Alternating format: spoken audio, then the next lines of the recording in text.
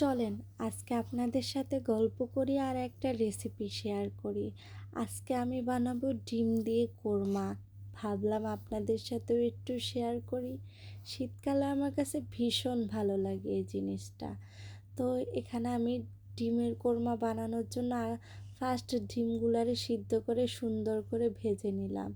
তারপর ওই তেলেই দিয়ে দিলাম কিছু পেঁয়াজ, আর পেঁয়াজগুলার আমি সুন্দর করে লাল লাল করে ভেজে ওইখানে দিয়ে দিব এলাচ, দারচিনি আর তেজপাতা।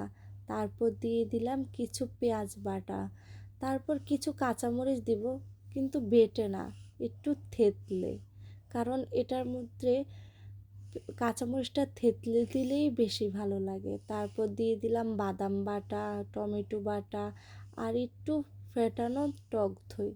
তারপর দিয়ে দিলাম জিরা বাটা, আদা বাটা, রসুন বাটা। তারপর এখানে দিয়ে দিব স্বাদ অনুযায়ী লবণ আর 1 চামচ শুকনা মরিচের গুঁড়া দিয়ে নেড়ে চেড়ে সুন্দর করে একটু পানি দিয়ে দিব মশলাগুলারে কষিয়ে নেওয়ার জন্য।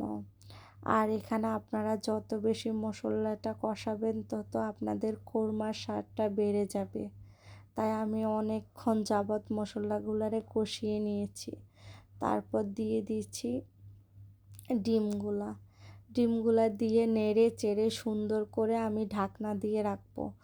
আর এখানে ঢাকনা দিয়ে রাখলে মশলার ফ্লেভারটা ডিমের ভিতরে ভেসে যাবে, তার জন্য ঢাকনাটা তুলে এখন দিয়ে দিব কিছু চিনি আর কিছু গুঁড়া দুধ। আর গুঁড়া দুধটা দিয়ে নেড়ে চেড়ে কিছুক্ষণ যাবৎ রেখে তারপর আমি এখানে কিছু গোটা কাঁচামরিচ দিয়ে দিব।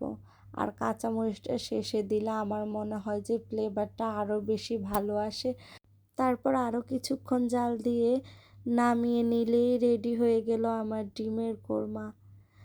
তো কার কাছে কেমন লাগলো অবশ্যই কমেন্ট করে জানাবেন, আর ভিডিওটা শেয়ার করে দিবেন, অন্যকে দেখার সুযোগ করে দিবেন। সবাই ভালো থাকবেন।